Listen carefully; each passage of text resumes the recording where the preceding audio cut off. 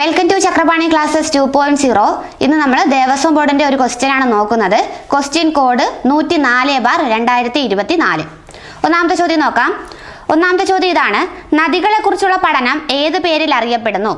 നദികളെ കുറിച്ചുള്ള പഠനം ഏത് പേരിൽ അറിയപ്പെടുന്നു?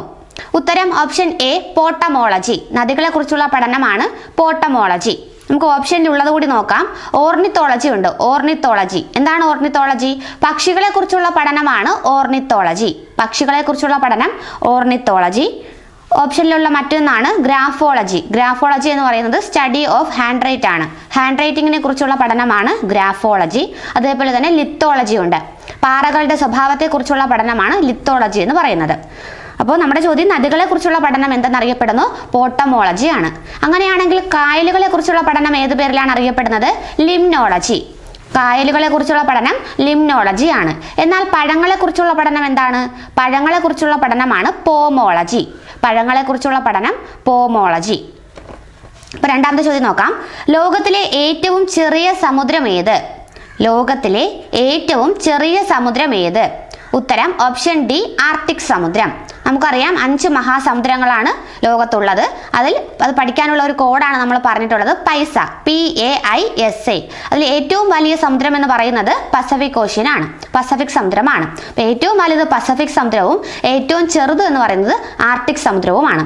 അതിൽ പൈസ എന്ന കോഡിൽ വരുന്നത് P എന്ന് പറയുന്നത് പസഫിക് ഓഷ്യൻ, അടുത്തത് A എന്ന് പറയുന്നത് Atlantic ocean, I Indian ocean, S south ocean അല്ലെങ്കിൽ അന്റാർട്ടിക് ഓഷ്യൻ, A എന്ന് പറയുന്നത് ആർട്ടിക് ഓഷ്യൻ. അപ്പോൾ ഏറ്റവും വലിയ സമുദ്രം പസഫിക് സമുദ്രവും ഏറ്റവും ചെറിയ സമുദ്രം ആർട്ടിക് സമുദ്രവുമാണ്.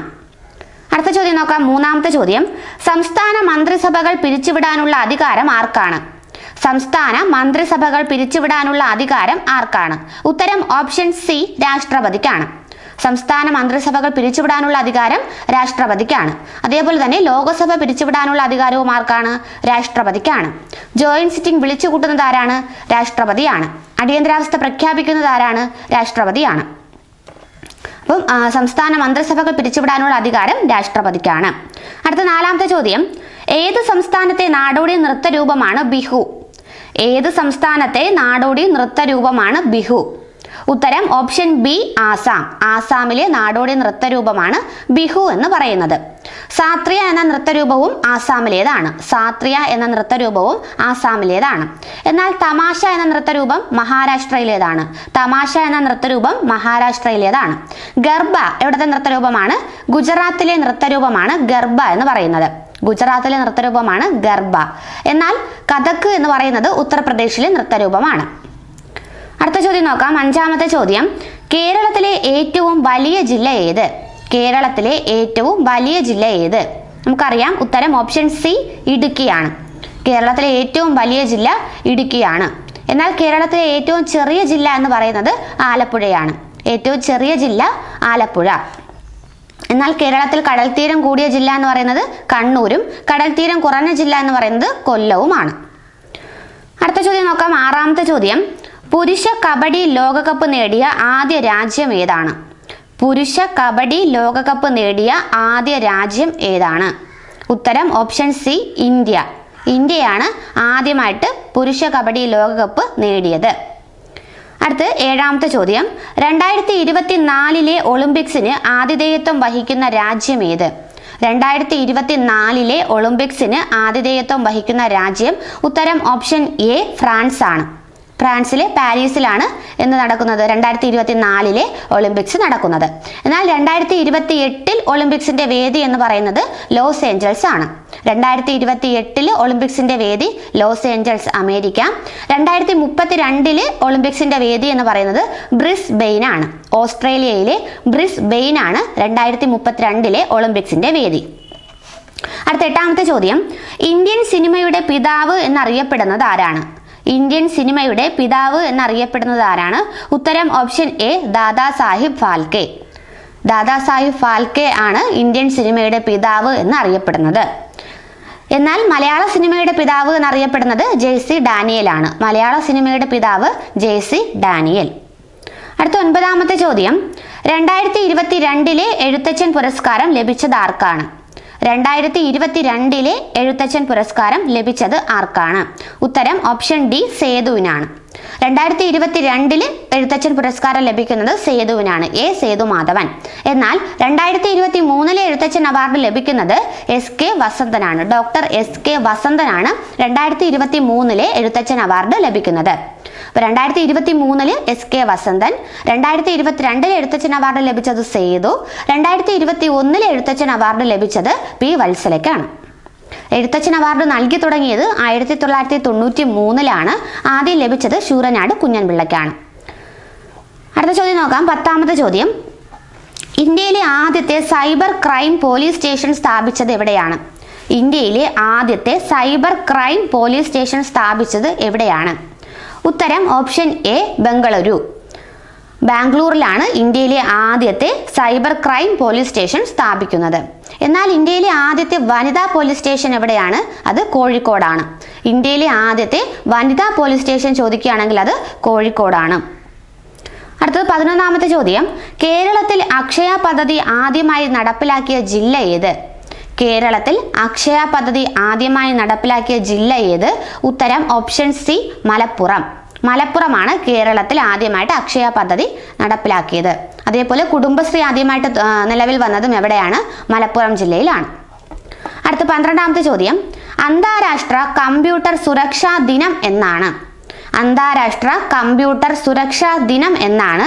ഉത്തരം ഓപ്ഷൻ ബി ഡിസംബർ 2. ഡിസംബർ 2 അന്താരാഷ്ട്ര കമ്പ്യൂട്ടർ സുരക്ഷാ ദിനമായിട്ട് ആചരിക്കുന്നത്.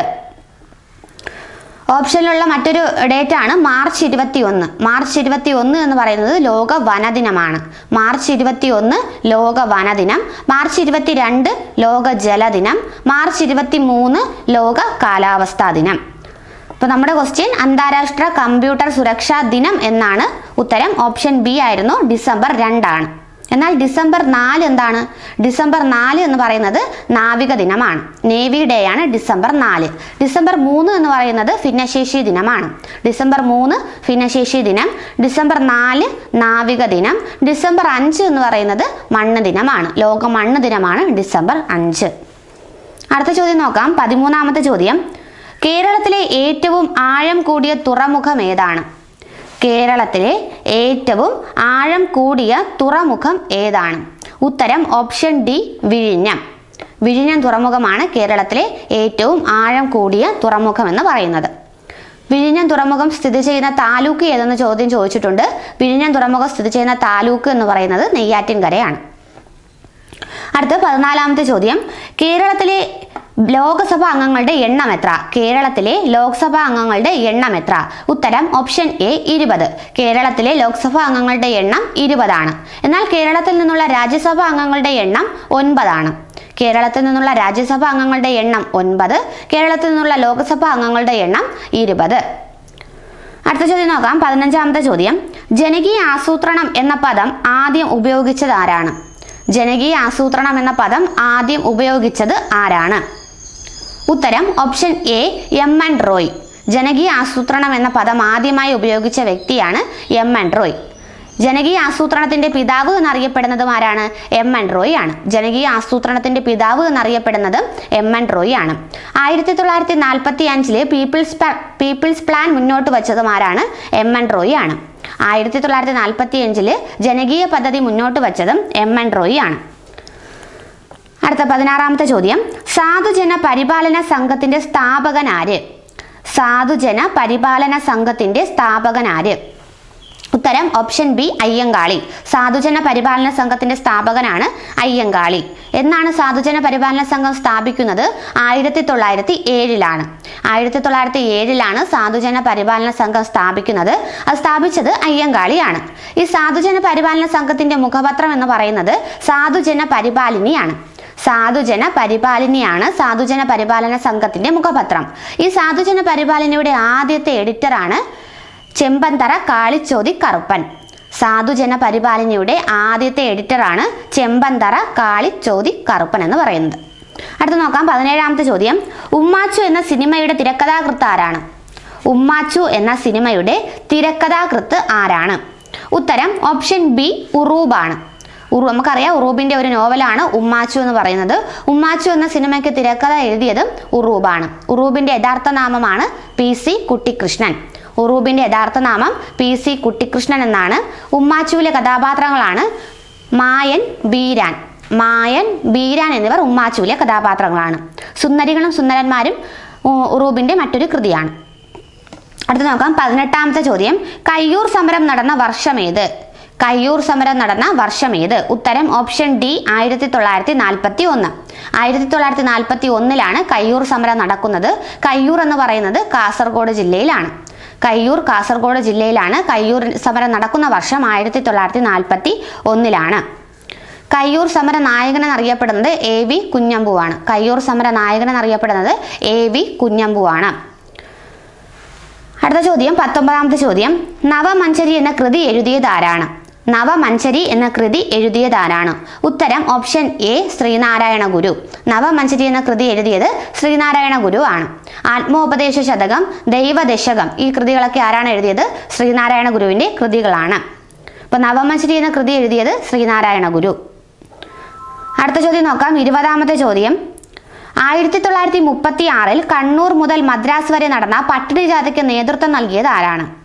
1936 കണ്ണൂർ മുതൽ മദ്രാസ് വരെ നടന്ന പട്ടിണി ജാഥയ്ക്ക് നേതൃത്വം നൽകിയത് ആരാണ്? ഉത്തരം ഓപ്ഷൻ സി AK ഗോപാലൻ.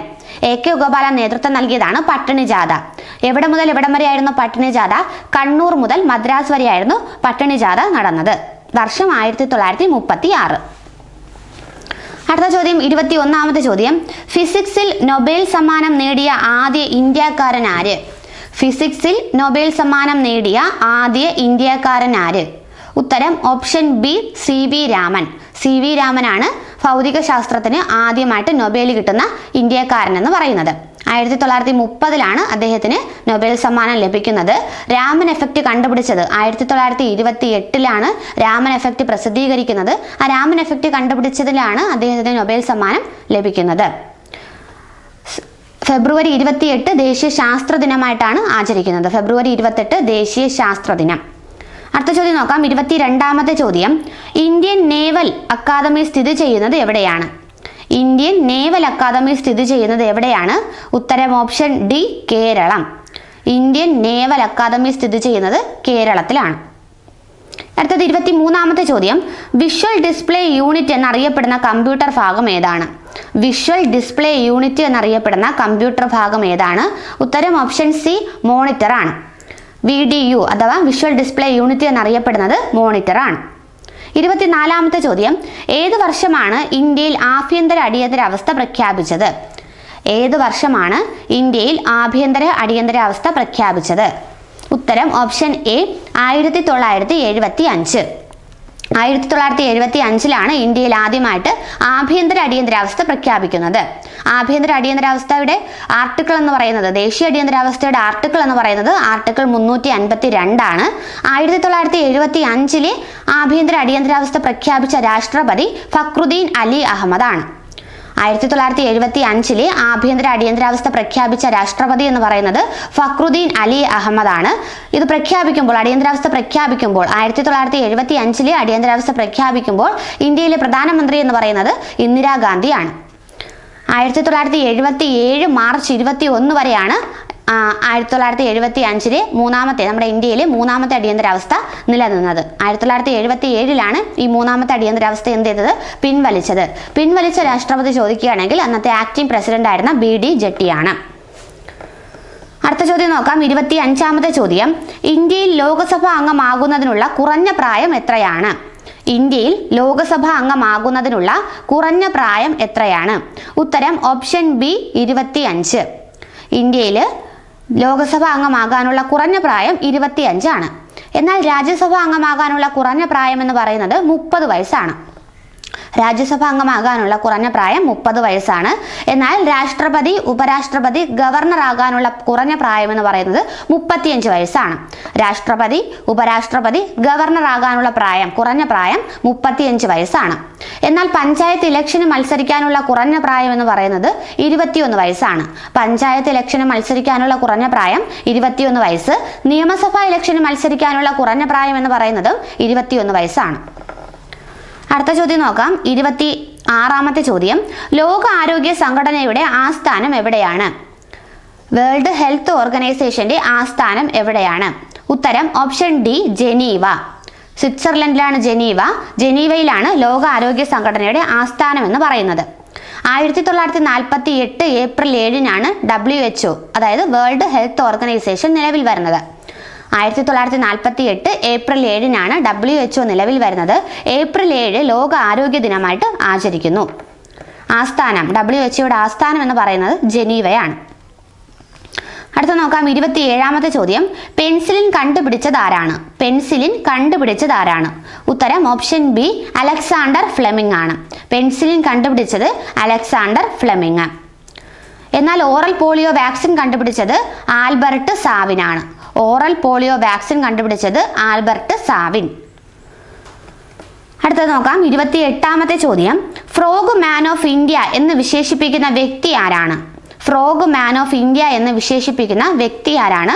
ഉത്തരം option A, doctor Satyabhama Das Biju. Doctor Satyabhama Das Biju ആണ് ഫ്രോഗ് മാൻ ഓഫ് ഇന്ത്യ എന്ന് അറിയപ്പെടുന്നത്. അടുത്ത 29ാമത്തെ ചോദ്യം. സന്തോഷ് ട്രോഫി ഏത് കളിയുമായി ബന്ധപ്പെട്ടിരിക്കുന്നു? സന്തോഷ് ട്രോഫി ഏത് കളിയുമായി ബന്ധപ്പെട്ടിരിക്കുന്നു? ഉത്തരം ഓപ്ഷൻ സി, ഫുട്ബോൾ. ഫുട്ബോളുമായി ബന്ധപ്പെട്ടതാണ് സന്തോഷ് ട്രോഫി എന്ന് പറയുന്നത്. അടുത്ത 30ാമത്തെ ചോദ്യം. ട്രെയിനുകൾ തമ്മിലുള്ള കൂട്ടിയിടി ഒഴിവാക്കി അപകടങ്ങൾ കുറയ്ക്കുവാനായി റെയിൽവേ ആരംഭിച്ച പദ്ധതിയുടെ പേരെന്ത്? ട്രെയിനുകൾ തമ്മിലുള്ള കൂട്ടിയിടി ഒഴിവാക്കി അപകടങ്ങൾ കുറയ്ക്കുവാനായി റെയിൽവേ ആരംഭിച്ച പദ്ധതിയുടെ പേരെന്ത്? ഉത്തരം ഓപ്ഷൻ എ, കവച്. കവച് എന്ന സംവിധാനത്തിലൂടെയാണ് ട്രെയിനുകളുടെ കൂട്ടിയിടി ഒഴിവാക്കാനായിട്ട് റെയിൽവേ ആരംഭിച്ച പദ്ധതി എന്ന് പറയുന്നത്. അടുത്തത് 31ാമത്തെ ചോദ്യം. ഏഷ്യൻ ഡെവലപ്മെന്റ് ബാങ്കിന്റെ ആസ്ഥാനം എവിടെയാണ്? ADB, ഏഷ്യൻ ഡെവലപ്മെന്റ് ബാങ്കിന്റെ ആസ്ഥാനം എവിടെയാണ്? ഉത്തരം ഓപ്ഷൻ ബി, മനില. ഫിലിപ്പീൻസിന്റെ തലസ്ഥാനമാണ് മനില. മനിലയിലാണ് ഏഷ്യൻ ഡെവലപ്മെന്റ് ബാങ്കിന്റെ ആസ്ഥാനം എന്ന് പറയുന്നത്. ഏഷ്യൻ ഡെവലപ്മെന്റ് ബാങ്ക് രൂപീകരിച്ചത് 1966 ഡിസംബർ 19-നാണ്. 1966 ഡിസംബർ 19-നാണ് ADB രൂപീകരിച്ചത്. ADBയുടെ ആസ്ഥാനം എന്ന് പറയുന്നത് ഫിലിപ്പീൻസിലെ മനില. അടുത്ത 32ാമത്തെ ചോദ്യം. ഇന്ത്യയിൽ ഒന്നാം പഞ്ചവത്സര പദ്ധതി ആരംഭിച്ച വർഷം ഏത്? ഇന്ത്യയിൽ ഒന്നാം പഞ്ചവത്സര പദ്ധതി ആരംഭിച്ച വർഷം ഏത്? ഉത്തരം ഓപ്ഷൻ ഡി, 1951.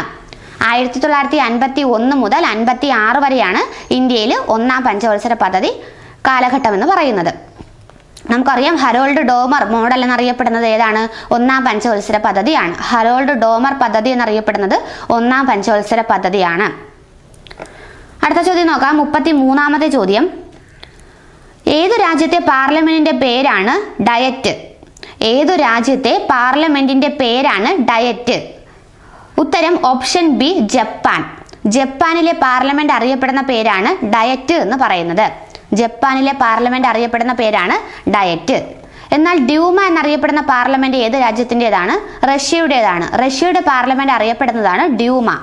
റഷ്യയുടെ പാർലമെന്റ് അറിയപ്പെടുന്നതാണ് ഡ്യൂമ. എന്നാൽ നാഷണൽ പഞ്ചായത്ത് എന്നറിയപ്പെടുന്ന പാർലമെന്റ് ആരുടേതാണ്? നേപ്പാളിൻ്റെതാണ്. നാഷണൽ പഞ്ചായത്ത് എന്നറിയപ്പെടുന്ന പാർലമെന്റ് നേപ്പാളിൻ്റെതാണ്. അടുത്ത 34ാമത്തെ ചോദ്യം. പുന്നപ്ര വയലാർ സമരകാലത്തെ തിരുവിതാംകൂർ ദിവാൻ ആരായിരുന്നു? പുന്നപ്ര വയലാർ സമരകാലത്തെ തിരുവിതാംകൂർ ദിവാൻ ആരായിരുന്നു? ഉത്തരം option C, CP Ramaswamy Iyer. CP Ramaswamy Iyer ആയിരുന്നു പുന്നപ്ര വയലാർ സമരം നടക്കുമ്പോൾ തിരുവിതാംകൂറിലെ ദിവാൻ എന്ന് പറയുന്നത്. 1946-ലാണ് പുന്നപ്ര വയലാർ സമരം നടക്കുന്നത്. പുന്നപ്ര വയലാർ സമരം നടക്കുന്നത് 1946-ലാണ്. CP രാമസ്വാമി അയ്യരുടെ അമേരിക്കൻ മോഡൽ ഭരണത്തിനെതിരായി നടന്ന സമരമാണ് പുന്നപ്ര വയലാർ സമരം. പുന്നപ്ര വയലാർ സമരത്തിന്റെ സമരനായകൻ എന്നറിയപ്പെടുന്നത് VS അച്യുതാനന്ദനാണ്. പുന്നപ്ര വയലാർ സമരത്തെ പശ്ചാത്തലമാക്കി തകഴി എഴുതിയ കൃതിയാണ് തലയോട്. എന്നാൽ പുന്നപ്ര വയലാർ സമരത്തെ പശ്ചാത്തലമാക്കി P കേശവദേവ് എഴുതിയ കൃതിയാണ് ഉലക്ക എന്ന് പറയുന്നത്. അടുത്ത ചോദ്യം 35ാമത്തെ ചോദ്യം. മലയാളിയായ ആദ്യത്തെ സുപ്രീം കോടതി ചീഫ് ജസ്റ്റിസ് ആരാണ്? മലയാളിയായ ആദ്യത്തെ സുപ്രീം കോടതി ചീഫ് ജസ്റ്റിസ് ആരാണ്? ഉത്തരം ഓപ്ഷൻ എ, KG ബാലകൃഷ്ണനാണ്. KG ബാലകൃഷ്ണനാണ് മലയാളിയായ ആദ്യത്തെ സുപ്രീം കോടതി ചീഫ് ജസ്റ്റിസ്. ഇന്ത്യയുടെ 37ാമത്തെ ചീഫ് ജസ്റ്റിസ് ആയിരുന്നു KG ബാലകൃഷ്ണൻ. ഇന്ത്യയുടെ 37ാമത്തെ ചീഫ് ജസ്റ്റിസ് ആയിരുന്നു ജസ്റ്റിസ് KG ബാലകൃഷ്ണൻ എന്ന് പറയുന്നത്. നമുക്കറിയാം ദേശീയ മനുഷ്യാവകാശ കമ്മീഷന്റെ അധ്യക്ഷനായ ഏക മലയാളിയും ആര് തന്നെയാണ്? Justice KG ബാലകൃഷ്ണനാണ്. ദേശീയ മനുഷ്യാവകാശ കമ്മീഷന്റെ അധ്യക്ഷനായ ഏക മലയാളിയും ജസ്റ്റിസ് KG ബാലകൃഷ്ണനാണ്. എന്നാൽ സുപ്രീം കോടതി ജഡ്ജിയായ ആദ്യ വനിത ചോദിക്കുകയാണെങ്കിൽ അത് ഫാത്തിമ ബീവിയാണ്. സുപ്രീം കോടതി ജഡ്ജിയായ ആദ്യ വനിത ചോദിക്കുകയാണെങ്കിൽ അത് ഫാത്തിമ ബീവിയാണ്. അടുത്ത ചോദ്യം നോക്കാം. 36ാമത്തെ ചോദ്യം. വിവരാവകാശ നിയമം നിലവിൽ വന്ന വർഷം ഏത്? വിവരാവകാശ നിയമം നിലവിൽ വന്ന വർഷം ഏത്? ഉത്തരം ഓപ്ഷൻ ബി 2005.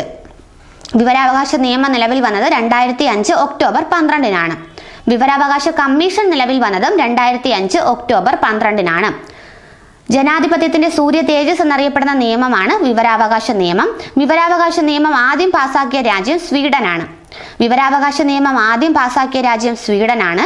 വിവരാവകാശ നിയമം ഇന്ത്യയിൽ നിലവിൽ വന്നത് 2005-ലാണ്. ഡേറ്റ് ചോദിക്കുകയാണെങ്കിൽ 2005 ഒക്ടോബർ 12-നാണ്. നിലവിൽ ദേശീയ വിവരാവകാശ കമ്മീഷന്റെ അധ്യക്ഷൻ എന്ന് പറയുന്നത് ഹീരാലാൽ സമരിയയാണ്. ഹീരാലാൽ സമരിയയാണ് ദേശീയ വിവരാവകാശ കമ്മീഷന്റെ അധ്യക്ഷൻ എന്ന് പറയുന്നത്. അടുത്ത ചോദ്യം നോക്കാം. 37ാമത്തെ ചോദ്യം. ലോക മനുഷ്യാവകാശ ദിനം എന്നാണ്? ലോക മനുഷ്യാവകാശ ദിനം എന്നാണ്? ഉത്തരം ഓപ്ഷൻ എ ഡിസംബർ 10. ഡിസംബർ 10 ലോക മനുഷ്യാവകാശ ദിനമായിട്ട് ആചരിക്കുന്നത്. നമുക്കറിയാം 1948 പാരീസിൽ വെച്ചാണ് UN അസംബ്ലി എന്ത് തീരുമാനിക്കുന്നത്? മനുഷ്യാവകാശ പ്രഖ്യാപനം നടത്തുന്നത്. 1948 ഡിസംബർ 10 പാരീസിൽ വെച്ച് UN ജനറൽ അസംബ്ലി മനുഷ്യാവകാശ പ്രഖ്യാപനം നടത്തുന്നു. ഇതിന്റെ പശ്ചാത്തലത്തിലാണ് ഡിസംബർ 10 ലോക മനുഷ്യാവകാശ ദിനമായിട്ട് തിരഞ്ഞെടുത്തത്. ഓപ്ഷനിലുള്ള മറ്റ് ഡേറ്റുകളൂടെ നോക്കാം. ഓപ്ഷനിലുണ്ടായിരുന്നതാണ് മാർച്ച് 8. എന്താണ് മാർച്ച് 8? ലോക വനിതാ ദിനമാണ് മാർച്ച് 8. ലോക വനിതാ ദിനം മാർച്ച് 8. അടുത്ത ജൂൺ 21 തന്നിട്ടുണ്ട്. എന്താണ് ജൂൺ 21 എന്ന് പറയുന്നത്? ജൂൺ 21 യോഗാ ദിനം. ജൂൺ 21 യോഗാ ദിനം. അടുത്തത് മെയ് 31 ലോക പുകയില വിരുദ്ധ ദിനം. മെയ് 31 ലോക പുകയില വിരുദ്ധ ദിനം. അടുത്ത ചോദ്യം നോക്കാം. 38ാമത്തെ ചോദ്യം. ഇന്ത്യൻ പരിസ്ഥിതി ശാസ്ത്രത്തിന്റെ പിതാവ് എന്നറിയപ്പെടുന്നത് ആരാണ്? ഇന്ത്യൻ പരിസ്ഥിതി ശാസ്ത്രത്തിന്റെ പിതാവ് എന്നറിയപ്പെടുന്നത് ആരാണ്? ഉത്തരം option B professor R. Mishra. R. മിശ്രയാണ് ഇന്ത്യൻ പരിസ്ഥിതി ശാസ്ത്രത്തിന്റെ പിതാവ് എന്ന് അറിയപ്പെടുന്നത്. അടുത്ത ചോദ്യം 39ാമത്തെ ചോദ്യം. Rajiv Gandhi national cyber law centre സ്ഥിതി ചെയ്യുന്നത് എവിടെയാണ്? Rajiv Gandhi cyber law centre സ്ഥിതി ചെയ്യുന്നത് എവിടെയാണ്? ഉത്തരം ഓപ്ഷൻ ഡി ഭോപ്പാൽ. ഭോപ്പാലിലാണ് Rajiv Gandhi national cyber law centre സ്ഥിതി ചെയ്യുന്നത്. എന്നാൽ നാഷണൽ ജുഡീഷ്യൽ അക്കാദമിയുടെ ആസ്ഥാനവും എവിടെയാണ്? ഭോപ്പാലിലാണ്. നാഷണൽ ജുഡീഷ്യൽ അക്കാദമി സ്ഥിതി ചെയ്യുന്നതും ഭോപ്പാലിലാണ്. എന്നാൽ നാഷണൽ ഡിഫൻസ് അക്കാദമി സ്ഥിതി ചെയ്യുന്നത് നാഷണൽ ഡിഫൻസ് അക്കാദമി സ്ഥിതി ചെയ്യുന്നത് മഹാരാഷ്ട്രയിലാണ്. മഹാരാഷ്ട്രയിലെ ഖടക് വാസ്ല എന്ന സ്ഥലത്താണ് നാഷണൽ ഡിഫൻസ് അക്കാദമി സ്ഥിതി ചെയ്യുന്നത്. അടുത്ത ചോദ്യം 40ാമത്തെ ചോദ്യം. ആധുനിക സഹകരണ പ്രസ്ഥാനത്തിന്റെ പിതാവ് എന്ന് വിളിക്കുന്നത് ആരെയാണ്? ആധുനിക സഹകരണ പ്രസ്ഥാനത്തിന്റെ പിതാവ് എന്ന് വിളിക്കുന്നത് ആരെയാണ്? ഉത്തരം option C Robert Owen. Robert ഓവനാണ് ആധുനിക സഹകരണ പ്രസ്ഥാനത്തിന്റെ പിതാവ് എന്ന് അറിയപ്പെടുന്നത്. അടുത്ത 41ാമത്തെ ചോദ്യം. കേരളത്തിലെ സഹകരണ വകുപ്പ് മന്ത്രി ആര്? കേരളത്തിലെ സഹകരണ വകുപ്പ് മന്ത്രി ആര്? ഉത്തരം option C VN Vasavan. VN വാസവനാണ് നിലവിലെ സഹകരണ തുറമുഖ വകുപ്പ് മന്ത്രി എന്ന് പറയുന്നത്. VN വാസവനാണ് നിലവിലെ സഹകരണ തുറമുഖ വകുപ്പ് മന്ത്രി. 42ാമത്തെ ചോദ്യം. തിരുക്കൊച്ചി സംയോജനം നടന്ന വർഷം ഏത്? തിരുക്കൊച്ചി സംയോജനം നടന്ന വർഷം ഏത്? ഉത്തരം ഓപ്ഷൻ എ 1949. 1949 ജൂലൈ 1-നാണ് തിരുക്കൊച്ചി സംയോജനം നടക്കുന്നത്. തിരുക്കൊച്ചി സംയോജനം നടന്നപ്പോൾ രാജാപ്രമുഖായിട്ട് തിരഞ്ഞെടുത്തത് ശ്രീ ചിത്ര തിരുനാൾ ബാലരാമവർമ്മയാണ്. രാജാപ്രമുഖായിട്ട് തിരഞ്ഞെടുത്തത് ശ്രീ ചിത്ര തിരുനാൾ ബാലരാമവർമ്മ. അപ്പൊ തിരുക്കൊച്ചി സംയോജനം 1949 ജൂലൈ 1. 43ാമത്തെ ചോദ്യം. കേരളത്തിലെ ഏറ്റവും നീളം കൂടിയ നദി ഏത്? കേരളത്തിലെ ഏറ്റവും നീളം കൂടിയ നദി ഏത്? ഉത്തരം ഓപ്ഷൻ ബി പെരിയാർ. കേരളത്തിലെ ഏറ്റവും നീളം കൂടിയ നദിയാണ് പെരിയാർ. 244 കിലോമീറ്ററാണ് പെരിയാറിന്റെ നീളം എന്ന് പറയുന്നത്. എന്നാൽ കേരളത്തിലെ ഏറ്റവും നീളം കൂടിയ രണ്ടാമത്തെ നദിയാണ് ഭാരതപ്പുഴ. ഭാരതപ്പുഴയുടെ നീളം എന്ന് പറയുന്നത് 209 കിലോമീറ്ററാണ്. അടുത്ത ചോദ്യം 44ാമത്തെ ചോദ്യം. 1936 കേരള ക്ഷേത്രപ്രവേശന വിളംബരത്തെ ആധുനിക കാലത്തെ അത്ഭുതമെന്ന് വിശേഷിപ്പിച്ചതാരാണ്? 1936 കേരള ക്ഷേത്രപ്രവേശന വിളംബരത്തെ ആധുനിക കാലത്തെ അത്ഭുതമെന്ന് വിശേഷിപ്പിച്ചതാരാണ്? ഉത്തരം ഓപ്ഷൻ എ മഹാത്മാഗാന്ധി. മഹാത്മാഗാന്ധിയാണ് ക്ഷേത്രപ്രവേശന വിളംബരത്തെ ആധുനിക കാലത്തെ അത്ഭുതമെന്ന് വിശേഷിപ്പിച്ചത്. ക്ഷേത്രപ്രവേശന വിളംബരം നടക്കുന്നത് 1936 നവംബർ 12-നാണ്. ക്ഷേത്രപ്രവേശന വിളംബരം എഴുതി തയ്യാറാക്കിയത് ഉള്ളൂർ എസ് പരമേശ്വരയ്യറാണ്. ക്ഷേത്രപ്രവേശന വിളംബരത്തെ അഹിംസാത്മകവും രക്തരഹിതവുമായ വിപ്ലവം എന്ന് വിശേഷിപ്പിച്ചത് ആരാണ്? സി രാജഗോപാലാചാരിയാണ്. അടുത്ത മാത്സിന്റെ ചോദ്യങ്ങളാണ്.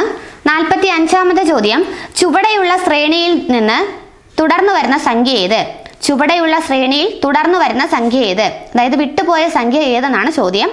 സംഖ്യകൾ ഇതൊക്കെയായിരുന്നു: 9, 22, 39, 58.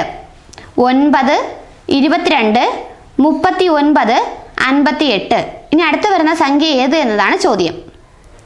ഉത്തരം ഓപ്ഷൻ സി 81 ആണ്. ഓപ്ഷൻ സി 81 ആണ് ഉത്തരം. അടുത്ത ചോദ്യം 46-ാമത്തെ ചോദ്യം, ക്ലോക്കിൽ സമയം 3 മണിയാകുമ്പോൾ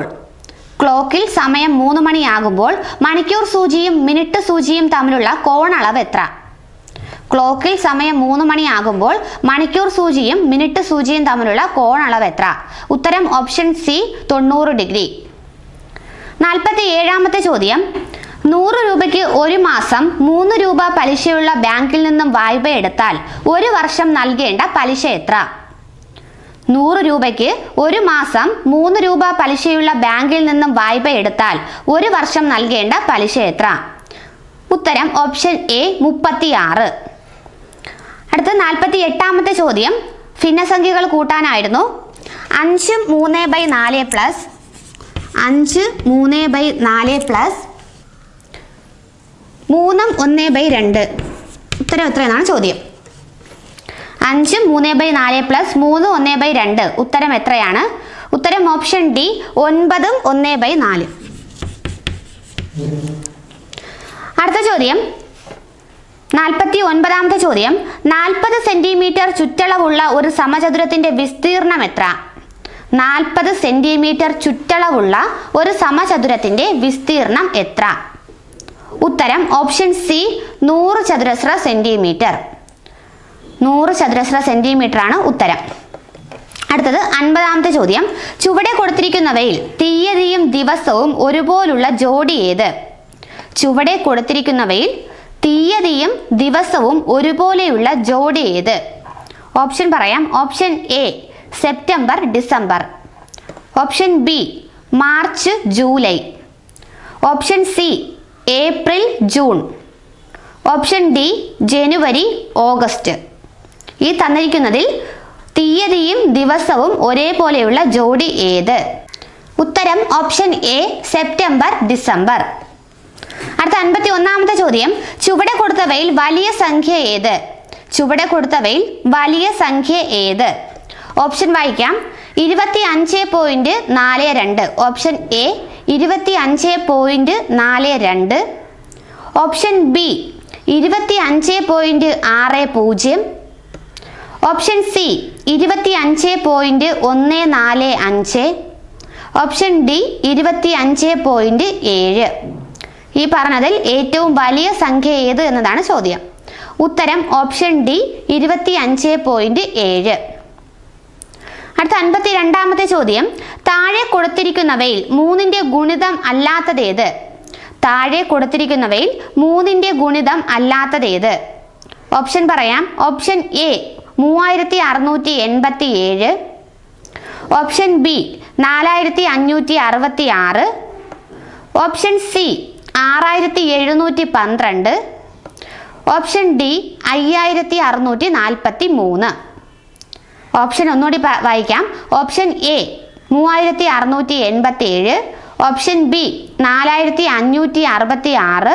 ഓപ്ഷൻ സി 6712. Option D 5643. ഇവയിൽ 3ന്റെ ഗുണിതം അല്ലാത്തതേത്? ഉത്തരം ഓപ്ഷൻ സി 6712. അടുത്ത ചോദ്യം 53-ാമത്തെ ചോദ്യം, കൂട്ടത്തിൽ ചേരാത്ത ബന്ധമേത്? കൂട്ടത്തിൽ ചേരാത്ത ബന്ധമേത്? ഓപ്ഷൻ പറയാം. Option A 8:5, option B 16:10, option C 48:30, option D 12:9. ഒന്നുകൂടി ഓപ്ഷൻ പറയാം.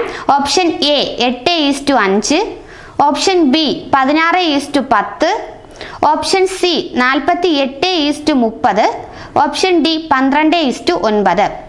ഇതിൽ കൂട്ടത്തിൽ ചേരാത്തത് ഉത്തരം ഓപ്ഷൻ ഡി 12:9. 54-ാമത്തെ ചോദ്യം, ചുവടെ കൊടുത്തിരിക്കുന്ന പാറ്റേണിന്റെ അടുത്ത ചിത്രം ഏത്? ഒരു പാറ്റേൺ തന്നിട്ടുണ്ട്. ഈ പാറ്റേണിന്റെ അടുത്ത ചിത്രം ഏത് എന്നാണ് കണ്ടുപിടിക്കേണ്ടത്.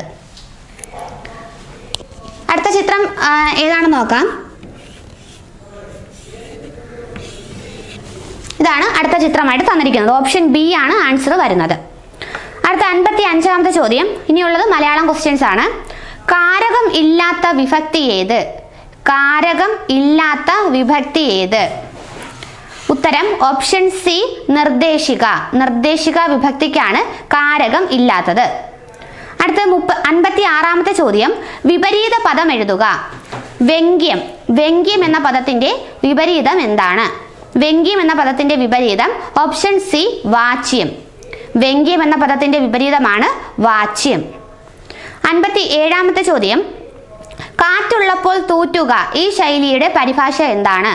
കാറ്റുള്ളപ്പോൾ തൂറ്റുക എന്ന ശൈലിയുടെ പരിഭാഷ എന്താണ്? ഉത്തരം option D make hay while the sun shines. Make hay while the sun shines എന്നതാണ് കാറ്റുള്ളപ്പോൾ തൂറ്റുക എന്ന മലയാള ശൈലിയുടെ ഇംഗ്ലീഷ് പരിഭാഷ. 58-ാമത്തെ ചോദ്യം, വിദ്വാൻ എന്ന പദത്തിന്റെ സ്ത്രീലിംഗം എന്താണ്? വിദ്വാൻ എന്ന പദത്തിന്റെ സ്ത്രീലിംഗം എന്താണ്?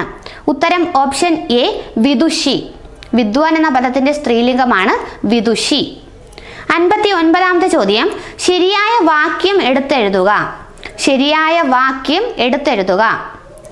വാക്യശുദ്ധിയുടെ ചോദ്യമാണ്. ഓപ്ഷൻസ് വായിക്കാം. ഓപ്ഷൻ എ, അച്ഛന്റെ നിയോഗത്താൽ രാമൻ 14 വർഷം കാട്ടിൽ താമസിച്ചു. ഓപ്ഷൻ ബി, രാമൻ അച്ഛന്റെ നിയോഗത്താൽ 14 വർഷം കാട്ടിൽ താമസിച്ചു. ഓപ്ഷൻ സി, 14 വർഷം അച്ഛന്റെ നിയോഗത്താൽ രാമൻ കാട്ടിൽ താമസിച്ചു. ഓപ്ഷൻ ഡി, അച്ഛന്റെ നിയോഗത്താൽ 14 വർഷം രാമൻ കാട്ടിൽ താമസിച്ചു. ഉത്തരം ഓപ്ഷൻ എ, അച്ഛന്റെ നിയോഗത്താൽ രാമൻ 14 വർഷം കാട്ടിൽ താമസിച്ചു എന്നതാണ്. ഓപ്ഷൻ എ ആണ് ഉത്തരം. 60-ാമത്തെ ചോദ്യം, താഴെ പറയുന്നതിൽ സംബന്ധിക വിഭക്തിയുടെ പ്രത്യയം ഏതാണ്? താഴെ പറയുന്നവയിൽ സംബന്ധിക വിഭക്തിയുടെ പ്രത്യയം ഏതാണ്? ഓപ്ഷൻസ് പറയാം. ഓപ്ഷൻ എ ഇൽ, ഓപ്ഷൻ ബി ഉടെ, ഓപ്ഷൻ സി ആൽ, ഓപ്ഷൻ ഡി ഇക്ക്. ഈ പറഞ്ഞിരിക്കുന്നതിൽ സംബന്ധിക വിഭക്തിയുടെ പ്രത്യയം ഏതാണ്? ഉത്തരം ഓപ്ഷൻ ബി ഉടെ. ഉടെ എന്നതാണ് സംബന്ധിക വിഭക്തിയുടെ പ്രത്യയം. അടുത്തത് 61-ാമത്തെ ചോദ്യം, പറയട്ടെ. പറയട്ടെ എന്ന പദം ഏത് പ്രകാരത്തിൽ ഉൾപ്പെടുന്നു? പറയട്ടെ എന്ന പദം ഏത് പ്രകാരത്തിൽ ഉൾപ്പെടുന്നു? ഉത്തരം ഓപ്ഷൻ സി നിയോജകം. നിയോജക പ്രകാരത്തിൽ ഉൾപ്പെടുന്നതാണ് പറയട്ടെ എന്ന വാക്ക്. അടുത്തത് 62-ാമത്തെ ചോദ്യം, കറുത്ത പശു എന്നതിൽ കറുത്ത എന്നത് എന്തിനെയാണ് സൂചിപ്പിക്കുന്നത്? കറുത്ത പശു എന്നതിൽ കറുത്ത എന്നത് എന്തിനെയാണ് സൂചിപ്പിക്കുന്നത്? ഉത്തരം ഓപ്ഷൻ ഡി നാമവിശേഷണം. കറുത്ത പശുവിലെ പശു, പശു എന്ന് പറയുന്നത് നാമവും കറുത്ത എന്ന് പറയുന്നത് വിശേഷണവുമാണ്. അപ്പോൾ കറുത്ത എന്നത് നാമവിശേഷണമാണ്. 63-ാമത്തെ ചോദ്യം, താഴെ പറയുന്നതിൽ നപുംസകലിംഗ പ്രത്യയം ഏതാണ്? താഴെ പറയുന്നതിൽ നപുംസകലിംഗ പ്രത്യയം ഏതാണ്? ഓപ്ഷൻ വായിക്കാം. Option A um, option B E, option C അൻ, ഓപ്ഷൻ ഡി അൾ. ഇതിൽ നപുംസകലിംഗ പ്രത്യയം ഏത്? ഉത്തരം ഓപ്ഷൻ എ അം ആണ്. 64-ാമത്തെ ചോദ്യം, വേലി തന്നെ വിളവ് തിന്നുക ഈ ശൈലിയുടെ അർത്ഥം എന്താണ്? വേലി തന്നെ വിളവ് തിന്നുക എന്ന ശൈലിയുടെ അർത്ഥം എന്താണ്? ഉത്തരം ഓപ്ഷൻ ഡി രക്ഷിക്കേണ്ടവൻ ശിക്ഷിക്കുന്നവനാവുക. രക്ഷിക്കേണ്ടവൻ തന്നെ ശിക്ഷിക്കുക എന്നതാണ് വേലി തന്നെ വിളവ് തിന്നുക എന്ന ശൈലിയുടെ അർത്ഥം. അടുത്തത് ഇംഗ്ലീഷിന്റെ ചോദ്യങ്ങളാണ്. 65-ാമത്തെ ചോദ്യം, he dash a car last month. He dash a car last month. Option വായിക്കാം. Option A has purchased. Option B, will purchase. Option C, purchased. Option D, may purchase. ഉത്തരം option C, purchased. He purchased a car last month. 66ാമത്തെ ചോദ്യം, when I reached the airport, the flight dash. When I reached the airport, the flight dash. Option വായിക്കാം. Option A, had left. Option B, has left. Option C, left. Option D, would leave. ഉത്തരം option A, had left. When I reached the airport, the flight had left. 67ാമത്തെ ചോദ്യം, the subordinate reported that the file dash in time. ഒന്നുകൂടി ചോദ്യം വായിക്കാം. The subordinate reported that the file dash in time. Options പറയാം. Option A, submitted. Option B, had submitted. Option C, will submit. Option D, was submitted. ഉത്തരം option B, had submitted. The subordinate reported that the file had submitted in time. 68ാമത്തെ ചോദ്യം, it was dash one man show. It was dash one man show. Article എഴുതാനാണ്. Option പറയാം. Option A, an. Option B, a. Option C, the. Option D, to. ഉത്തരം വരുന്നത് option B, A ആണ്. It was a one man show. It was a one man show. 69ാമത്തെ ചോദ്യം, she gave the complaint to the dash. She gave the complaint to the dash. Option വരുന്നത് option A, concerned department. Option B, department concerned. Option C, department for concern. Option D, department by concern. ഉത്തരം option A, concerned department. She gave the complaint to the concerned department. 70ാമത്തെ ചോദ്യം, he worked dash and passed the examination. He worked dash and passed the examination. Option വായിക്കാം. Option A, hardly. Option B, little. Option C, too much. Option D, hard. ഉത്തരം option D, hard ആണ്. He worked hard and passed the examination. 71ാമത്തെ ചോദ്യം, select the correctly spelled word. Select the correctly spelled word. അക്കോമഡേഷന്റെ spelling ആണ് ചോദിച്ചത്. അക്കോമഡേഷന്റെ spelling ഇതാണ്, ACCOMODATION. Accommodation. ഉത്തരം വരുന്നത് ഓപ്ഷൻ ബി ആണ്. Option B, accommodation. ACCOMODATION. 72ാമത്തെ ചോദ്യം, what is not the meaning of the phrase give up in the given option. What is not the meaning of the phrase give up in the given option. Options പറയാം. Option A, discontinue. Option B, quit. Option C, B generous. Option D, abandon. ഉത്തരം option C, B generous. അടുത്ത് 73ാമത്തെ ചോദ്യം. 73ഉം 74ഉം ചോദ്യങ്ങൾ ഒരു paragraph തന്നിട്ട് അതിൽ നിന്ന് ഉത്തരം കണ്ടുപിടിക്കാനായിരുന്നു.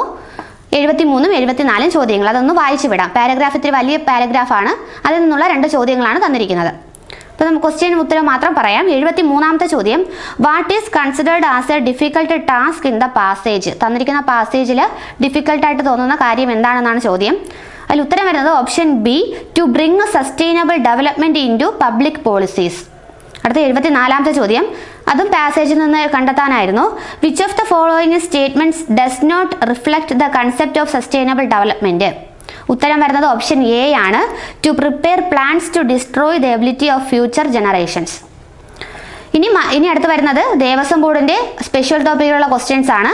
അതിൽ നമുക്ക് GK പോർഷനിലും ആവശ്യമുള്ള ക്വസ്റ്റ്യൻ മാത്രം പറയാം. അപ്പോൾ അടുത്ത ചോദ്യമായിട്ട് വരുന്നത് 83ാമത്തെ ചോദ്യമാണ്. അടുത്ത GK ക്വസ്റ്റ്യൻ ആയിട്ട് തുടങ്ങുന്നത്. 83ാമത്തെ ചോദ്യം, ഭാരതകേസരി എന്നറിയപ്പെടുന്ന ആത്മീയ ആചാര്യൻ ആരാണ്. ഭാരതകേസരി എന്നറിയപ്പെടുന്ന ആത്മീയ ആചാര്യൻ ആരാണ്? ഉത്തരം ഓപ്ഷൻ എ, മന്നത്ത് പത്മനാഭൻ. ഭാരതകേസരി എന്നറിയപ്പെടുന്നത് മന്നത്ത് പത്മനാഭനാണ്. 84ാമത്തെ ചോദ്യം, ഗർഭശ്രീമാൻ എന്നറിയപ്പെട്ട തിരുവിതാംകൂറിലെ മഹാരാജാവ് ആരായിരുന്നു? ഗർഭശ്രീമാൻ എന്നറിയപ്പെട്ട തിരുവിതാംകൂറിലെ മഹാരാജാവാണ്. ഉത്തരം ഓപ്ഷൻ സി, സ്വാതി തിരുനാൾ. 85ാമത്തെ ചോദ്യം, ഐക്യരാഷ്ട്ര സംഘടന രൂപീകൃതമായ വർഷമെന്ന്? ഐക്യരാഷ്ട്ര സംഘടന രൂപീകൃതമായ വർഷമെന്ന്? ഉത്തരം ഓപ്ഷൻ ബി 1945. 1945 ഒക്ടോബർ 24-നാണ് ഐക്യരാഷ്ട്ര സംഘടന രൂപീകരിക്കുന്നത്. UN-യുടെ ആസ്ഥാനം എന്ന് പറയുന്നത് ന്യൂയോർക്ക് ആണ്. അടുത്തത് 86-ാമത്തെ ചോദ്യം. പ്രിസൺ ഡയറി എന്ന പുസ്തകം എഴുതിയത് ആരാണ്? പ്രിസൺ ഡയറി എന്ന പുസ്തകം എഴുതിയത് ആരാണ്? ഉത്തരം option C Jayaprakash Narayan. Prison diary എന്ന പുസ്തകം ജയപ്രകാശ് നാരായണൻ്റെതാണ്. ടോട്ടൽ റവല്യൂഷൻ നടത്തുന്നതും ആരാണ്? ജയപ്രകാശ് നാരായണനാണ്. അടുത്തത് 87-ാമത്തെ ചോദ്യം. ഇന്ത്യയിലെ ഇപ്പോഴത്തെ ഉപരാഷ്ട്രപതി ആര്? ഇന്ത്യയിലെ ഇപ്പോഴത്തെ ഉപരാഷ്ട്രപതി ആര്? ഉത്തരം ഓപ്ഷൻ എ ജഗദീപ് ധൻകർ. നിലവിൽ ഇന്ത്യയുടെ ഉപരാഷ്ട്രപതി എന്ന് പറയുന്നത് ജഗദീപ് ധൻകർ ആണ്. ഇദ്ദേഹം മുൻപ് വഹിച്ചിരുന്ന പദവി എന്താണ്? പശ്ചിമ ബംഗാളിലെ ഗവർണറായിരുന്നു ജഗദീപ് ധൻകർ. 88-ാമത്തെ ചോദ്യം. ഇന്ത്യയിൽ ഏറ്റവും കൂടുതൽ ലോക്സഭാ മണ്ഡലങ്ങളുള്ള സംസ്ഥാനം ഏതാണ്? ഇന്ത്യയിൽ ഏറ്റവും കൂടുതൽ ലോക്സഭാ മണ്ഡലങ്ങളുള്ള സംസ്ഥാനം ഏതാണ്? ഉത്തരം ഓപ്ഷൻ സി ഉത്തർപ്രദേശ്. ഉത്തർപ്രദേശിലാണ് ഏറ്റവും കൂടുതൽ ലോക്സഭാ മണ്ഡലങ്ങൾ ഉള്ളത്. 80 ലോക്സഭാ സീറ്റാണ് ഉത്തർപ്രദേശിലുള്ളത്. 89-ാമത്തെ ചോദ്യം. ഭാരതരത്നം ലഭിച്ച ആദ്യത്തെ ഇന്ത്യൻ വനിത ആരാണ്? ഭാരതരത്നം ലഭിച്ച ആദ്യത്തെ ഇന്ത്യൻ വനിത ആരാണ്? ഉത്തരം ഓപ്ഷൻ ബി ഇന്ദിരാഗാന്ധി. അടുത്തത് 90-ാമത്തെ ചോദ്യം. പ്രധാനമന്ത്രി റോസ്ഗാർ യോജന ഏത് വിഭാഗത്തിനാണ് കൂടുതൽ പ്രാധാന്യം നൽകുന്നത്? പ്രധാനമന്ത്രി റോസ്ഗാർ യോജന ഏത് വിഭാഗത്തിനാണ് കൂടുതൽ പ്രാധാന്യം നൽകുന്നത്? ഉത്തരം ഓപ്ഷൻ ഡി തൊഴിൽ രഹിതമായ യുവതീ യുവാക്കൾക്ക്. തൊഴിൽ രഹിതരായ യുവതീ യുവാക്കൾക്കാണ് പ്രധാനമന്ത്രി റോസ്ഗാർ യോജന കൂടുതൽ പ്രാധാന്യം നൽകുന്നത്. 91-ാമത്തെ ചോദ്യം. കേരളത്തിൽ കുടുംബശ്രീ പദ്ധതി നിലവിൽ വന്ന വർഷം എന്നാണ്? കേരളത്തിൽ കുടുംബശ്രീ പദ്ധതി നിലവിൽ വന്ന വർഷം എന്നാണ്? ഉത്തരം ഓപ്ഷൻ എ 1998. 1998 മെയ് 17-നാണ് കുടുംബശ്രീ നിലവിൽ വരുന്നത്. മലപ്പുറം ജില്ലയിലാണ് കുടുംബശ്രീ നിലവിൽ വരുന്നത്. അത് ഉദ്ഘാടനം ചെയ്തത് അന്നത്തെ പ്രധാനമന്ത്രിയായിരുന്ന AB വാജ്പേയി ആണ്. 92-ാമത്തെ ചോദ്യം. സംസ്ഥാന മനുഷ്യാവകാശ കമ്മീഷൻ ചെയർമാനെയും അംഗങ്ങളെയും നിയമിക്കുന്നത് ആരാണ്? സംസ്ഥാന മനുഷ്യാവകാശ കമ്മീഷൻ അംഗങ്ങളെയും ചെയർമാനെയും നിയമിക്കുന്നത് ആരാണ്? ഉത്തരം ഓപ്ഷൻ ബി ഗവർണർ. ഗവർണറാണ് സംസ്ഥാന മനുഷ്യാവകാശ കമ്മീഷൻ ചെയർമാനെയും അംഗങ്ങളെയും നിയമിക്കുന്നത്. എന്നാൽ സംസ്ഥാന മനുഷ്യാവകാശ കമ്മീഷൻ ചെയർമാനെയും അംഗങ്ങളെയും നീക്കം ചെയ്യുന്നത് ആരാണ്? അത് രാഷ്ട്രപതിയാണ്. അടുത്ത 93-ാമത്തെ ചോദ്യം. ദേശീയ മനുഷ്യാവകാശ കമ്മീഷന്റെ ആസ്ഥാനം എവിടെ? ഉത്തരം ഓപ്ഷൻ ഡി ന്യൂഡൽഹി. ദേശീയ മനുഷ്യാവകാശ കമ്മീഷന്റെ ആസ്ഥാനം ന്യൂഡൽഹി ആണ്. അടുത്ത 94-ാമത്തെ ചോദ്യം. ദേശീയ വനിതാ കമ്മീഷന്റെ ആദ്യത്തെ അധ്യക്ഷ ആര്? ദേശീയ വനിതാ കമ്മീഷന്റെ ആദ്യ അധ്യക്ഷ ആര്? ഉത്തരം ഓപ്ഷൻ സി ജയന്തി പട്നായിക്. ജയന്തി പട്നായിക് ആണ് ദേശീയ വനിതാ കമ്മീഷന്റെ ആദ്യത്തെ അധ്യക്ഷ. എന്നാൽ നിലവിലെ വനിതാ കമ്മീഷന്റെ അധ്യക്ഷ എന്ന് പറയുന്നത് രേഖാ ശർമ്മയാണ്. അടുത്തത് 95-ാമത്തെ ചോദ്യം. ഇന്ത്യൻ ഭരണഘടനയിൽ എത്ര ഷെഡ്യൂളുകളുണ്ട്? ഇന്ത്യൻ ഭരണഘടനയിൽ എത്ര ഷെഡ്യൂളുകളുണ്ട്? ഉത്തരം ഓപ്ഷൻ ഡി 12. നിലവിൽ ഭരണഘടനയിൽ 12 ഷെഡ്യൂളുകളാണ് ഉള്ളത്. എന്നാൽ ഭരണഘടന നിലവിൽ വന്നപ്പോൾ ഷെഡ്യൂളുകളുടെ എണ്ണം 8 ആണ്. അടുത്ത 96-ാമത്തെ ചോദ്യം. ഇന്ത്യൻ ഭരണഘടനയിലെ നിർദ്ദേശക തത്വങ്ങൾ നാം ഏത് രാജ്യത്തു നിന്നാണ് സ്വീകരിച്ചിരിക്കുന്നത്? നിർദ്ദേശക തത്വങ്ങൾ ഏത് രാജ്യത്തു നിന്നാണ് കടം കൊണ്ടത്? ഉത്തരം ഓപ്ഷൻ എ അയർലൻഡ്. 97-ാമത്തെ ചോദ്യം. ഇന്ത്യൻ ഹരിത വിപ്ലവത്തിന്റെ പിതാവ് എന്നറിയപ്പെടുന്നത് ആര്? ഇന്ത്യൻ ഹരിത വിപ്ലവത്തിന്റെ പിതാവ് എന്നറിയപ്പെടുന്നത് ഓപ്ഷൻ ബി MS സ്വാമിനാഥൻ. 98-ാമത്തെ ചോദ്യം. ഇന്ത്യയിൽ പട്ടികജാതിക്കാർ ഏറ്റവും കൂടുതൽ അധിവസിക്കുന്ന സംസ്ഥാനം ഏത്? ഇന്ത്യയിൽ പട്ടികജാതിക്കാർ ഏറ്റവും കൂടുതൽ അധിവസിക്കുന്ന സംസ്ഥാനം ഏതാണ്? ഉത്തരം ഓപ്ഷൻ ഡി ഉത്തർപ്രദേശ്. 99-ാമത്തെ ചോദ്യം. ചൊവ്വാഗ്രഹത്തിന്റെ അന്തരീക്ഷത്തിൽ ഏറ്റവും കൂടുതലുള്ള വാതകം ഏതാണ്? ചൊവ്വാഗ്രഹത്തിന്റെ അന്തരീക്ഷത്തിൽ ഏറ്റവും കൂടുതലുള്ള വാതകം ഏത്? ഉത്തരം option B carbon dioxide. 100-ാമത്തെ ചോദ്യം. ബഹിരാകാശ യാത്ര നടത്തിയ ആദ്യത്തെ ഇന്ത്യക്കാരൻ ആര്? ബഹിരാകാശ യാത്ര നടത്തിയ ആദ്യത്തെ ഇന്ത്യക്കാരൻ ആര്? ഉത്തരം ഓപ്ഷൻ സി രാകേഷ് ശർമ്മ. 1984-ലാണ് രാകേഷ് ശർമ്മ ബഹിരാകാശത്തേക്ക് പോയത്. അങ്ങനെ ദേവസ്വം ബോർഡിന്റെ 100 ക്വസ്റ്റ്യൻസിൽ സ്പെഷ്യൽ ടോപ്പിക് ഒഴിച്ചുള്ള ക്വസ്റ്റ്യൻസ് ആണ് നമ്മളിവിടെ നോക്കിയത്.